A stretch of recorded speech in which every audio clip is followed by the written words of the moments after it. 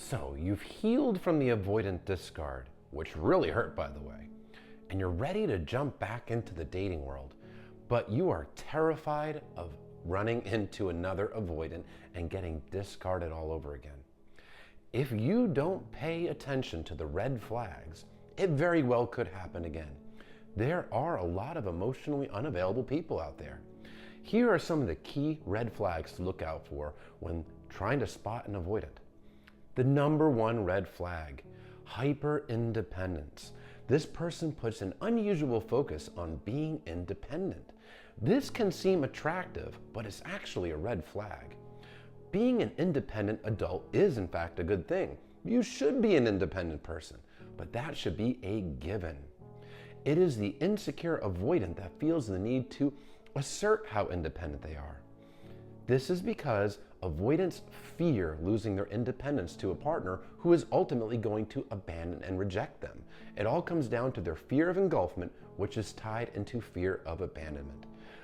Asserting that you're an independent adult is kind of the equivalent of saying, hey, I pay my bills. Well, you should pay your bills. Why are you boasting about it? Same thing with being independent. Another avoidant red flag to look out for is the wall or the guard. They're telling you that they have a wall up or a guard because they've been hurt in the past, and it takes them some time to lower that guard and let somebody in. If they're telling you about the guard, that guard is not just a little bit of a guard. That is Fort Knox. You're not getting in. This person's emotionally unavailable. Everybody should have a healthy guard and a healthy skepticism going into a new relationship. You don't know this person. However, it is the insecure, emotionally unavailable avoidant that feels the need to assert that guard because that guard is so profound. Another red flag, hot and cold messaging. One day they're blowing up your phone, and the next day they're barely replying to you. And it's just very inconsistent. And you can't really figure out how much this person's invested into the relationship or not. When they're with you and you're together, they seem all into it. But then they just disappear and barely talk to you for a little while. That is because this is a person that, yes, they like you, but they're also afraid of letting things get too close, so they're trying to keep you at an emotional arm's length. It's instinctive behavior to defend themselves. That's because avoidants fear emotional intimacy. They fear that emotional intimacy leads to abandonment. They learn that from childhood.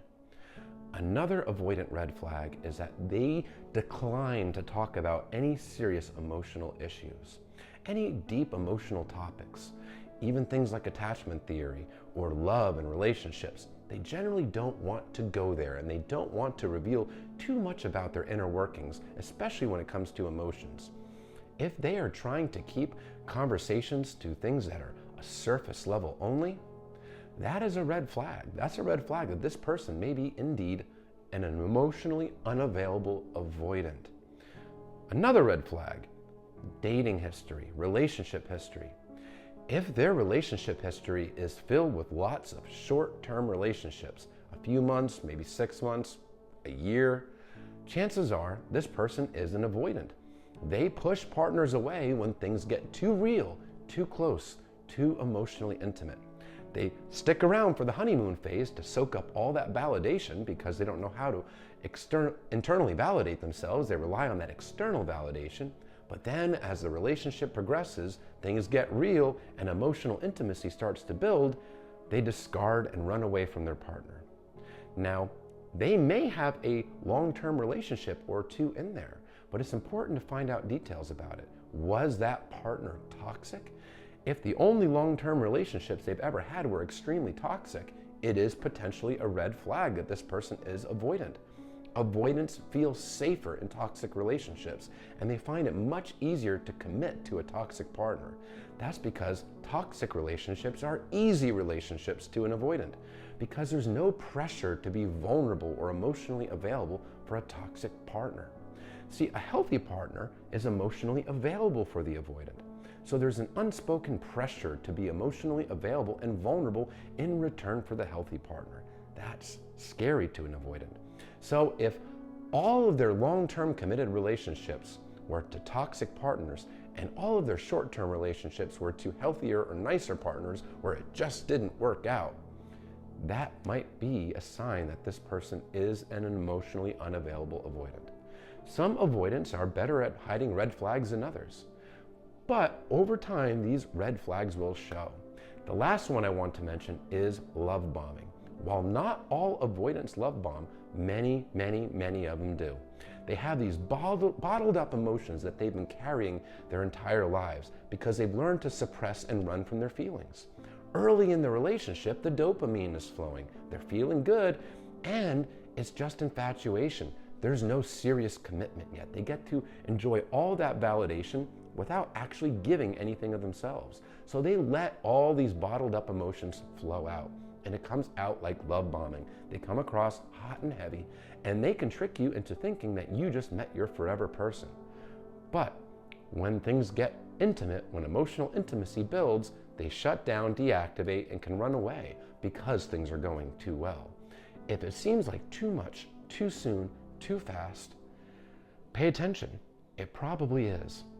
It's important to also trust your gut instincts. Your gut is actually your intuition, which is your subconscious. Your subconscious observes every interaction throughout your entire life.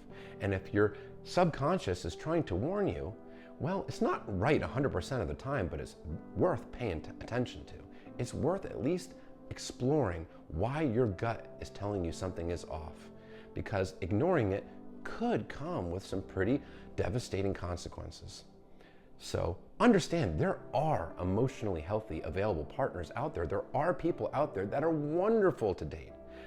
But it is important to pay attention for the red flags because you don't want to wind up discarded again by another avoidant. It hurts just as much the next time.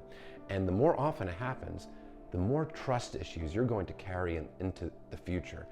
And it's a very painful experience to repeat. So pay attention, be alert, take care of yourself.